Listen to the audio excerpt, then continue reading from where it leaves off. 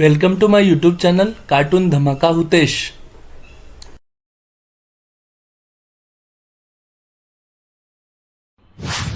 संदीप ने अपनी माँ के कहने पर गांव में शादी कर ली थी। लड़की का नाम था सुनीता। माँ का कहना था एकदम मॉडर्न बहू नहीं होनी चाहिए, लेकिन उन्हें नहीं पता था कि गांव से आने वाली बहू सुंदर सुशील तो होगी और उसको गांव से बाहर भी निकाल लाएंगे, लेकिन उसके अंदर का गांव कैसे बाहर निकलेगा। शादी के कुछ दिन बाद, माँ टिफिन तो देना जरा। बेटा अब तो स्कूल नहीं ऑफिस जाता है, माँ से नहीं अपनी बीवी से टिफिन मांगा कर। ओके माँ। सुनीता टिफिन ले आओ। लो टिफिन, इसके अंदर पिस्ता डाल दिया है। पिस्ता? पिस्ता क्यों? सास जी ने बोला था ना कि आपको पिस्ता बहुत पसंद है। ओहो, मैंने पिस्ता नहीं पास्ता बोला था, पास्ता। पास्ता? कहीं होता है पास्ता? अरे बेटी तू रहने दे, मैं बना दूंगी। अच्छा किया कि पाव भाजी बनाने का नहीं बोला, वरना किसी के पाव बना देती है। सुनीता को बुरा लगता है, लेकिन उसकी नादान हरकतें कम नहीं होती। ऐसे ही एक दिन, अरे तुमने ये क्या लगाया है? अरे आप वो फूस फूस करके लगाते हैं ना, वही। दियो? कहाँ दियो? किसको दियो? अरे वही ना जिससे खुशबू आती है। हाँ सही पकड़े हैं। अच्छा लेकर तो आना। कौन सा डियो लगाया तुमने? अभी लेकर आते हैं जी। संदीप की बात मानकर सुनीता अंदर से खुशबू वाला फुसफुस लेकर आती है। ओएमजी! ओएमजी मतलब ओ माय गणेश ना। अरे ओएमजी छोड़ो, और ये खुशबू वाला फुसफुस की बात कर रही थी तुम? हाँ इसी की, फिर से सही पकड़े हैं। अरे देवी, लेकिन आप सही नहीं पकड़े हैं, ये डियो नहीं है। डियो नहीं है तो क्या लियो है? अरे ये रूम फ्रेशनर है, जिसको कमरे में छिड़कते हैं, खुद पर नहीं। कोई बात नहीं, माँ कहती थी आत्मा किराएदार है, शरीर एक किराए का कर्म। हम शरीर पे ये डाल लिए तो क्या फर्क पड़ जाएगा। अरे बहू, ओ बहू, मेरे लिए फल तो ले आ, फिर मैं बाजार जाऊंगी। सुनीता अपनी सास के लिए फल लेकर आती है। अरे बेटा, पपीता, तरबूज और सेब फल ऐसे कैसे खा लूं, काट कर तो ले आ। माँ जी, मेरे गांव में तो खेत से उठा के सीधा खा लेते हैं। अरे ये तेरा गांव नहीं है ना। अरे संदीप, तू ही कुछ समझा देना इसको बेटा। मैं कैसे समझाऊं माँ, ये तो माइक्रोवेव को भी भट्टी बोलती है।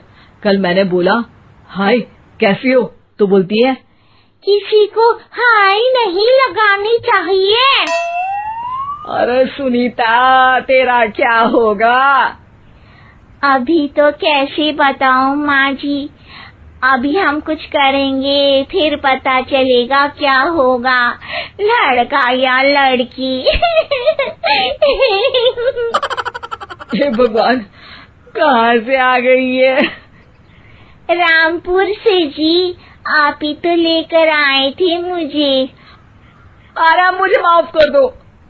पहले कोई गलती तो करिए जी, आपकी तो सारी गलती माफ कर देंगे हम। हाँ अरे बहू, मेरी बात सुन, फल यानी कि फ्रूट जब भी लाए ना तो काट कर लाना, ठीक है? जी ठीक है माँ जी, फल यानी फ्रूट यानी काट के लाऊंगी। सुनीता रोज ही कोई ऐसी हरकत कर देती जिसकी वजह से उसे घर में दो बातें सुननी पड़ती।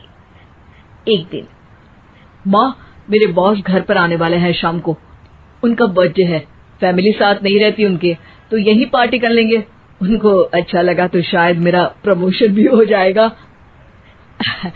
मैं ना फ्रूट केक लाकर फ्रिज में रख दूंगी और तेरे साथ आज खाना मैं बनाऊंगी ताकि जब साहब आए तो खाने में कोई गड़बड़ ना हो। शाम को जब सारी तैयारियां हो जाती है, संदीप के साथ बड़े साहब भी घर आते हैं।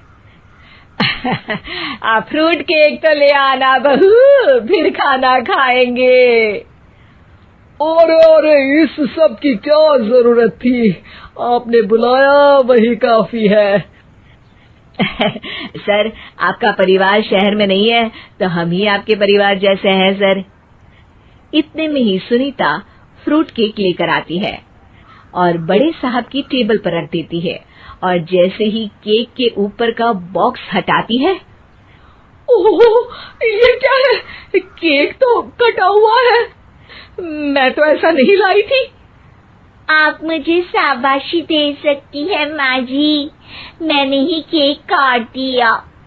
आपने कहा था ना फल यानी फ्रूट यानी हमेशा काट के लाना, तो फ्रूट केक भी तो फ्रूट ही है ना, तो मैंने पहले ही काट लिया।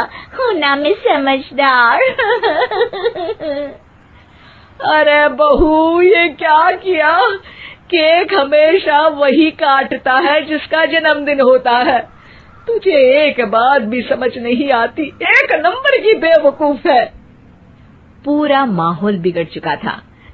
संदीप को लगने लगा था कि साहब उसे प्रमोशन तो दूर की बात है, कहीं डिमोशन ना दे दे, लेकिन साहब बीच में ही बोल पड़ते हैं।